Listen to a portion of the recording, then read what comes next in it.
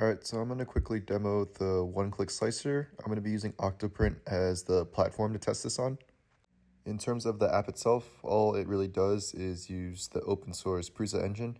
It calls it and then outputs the G-code onto my drive, and that's basically it. This is just a simple Python web app with Flask as the backend. So let me just go ahead and demonstrate. I'm going to call the web app here. This is my very basic UI.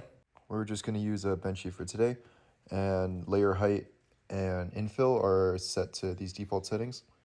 And all I'm going to do is click the slice.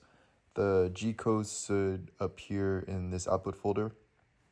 Okay, here it is. And then if we want to take a quick look at the G-code itself, it doesn't default to a text editor, so let me just open it up in the Mac text editor. So here we have the standard G90. Recognizable lines like the home all axis. We're using an Ender 3 Neo, which comes standard with automatic bed leveling, so we have that line here as well. And we're pretty much good to send over this file and print it. We have our Octoprint UI here. It's set up with the Pi camera as well. So let's just upload the G-code that we just popped out. And we're ready to just print it. Again, this is Octoprint if you're not familiar. It's just an open source web interface. That's a really cool way to essentially remote into your printer.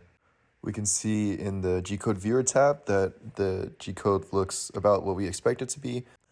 And then we can make sure with the camera that we're actually printing a benchy. So we're just wrapping up the auto bed leveling. I'm going to go over the hardware setup real quick. Here is where we just performed the one-click slicer, and all the setup is an Ender Neo. We have a Raspberry Pi and Pi camera running Octoprint, but the goal of this was just to have a platform to reliably test the one-click slicer, and then to have Octoprint as kind of a proof of concept of what a future, all-in-one software could look like. The Ender 3 is bolted down to this IKEA lac table, which is commonly used for enclosures for these things.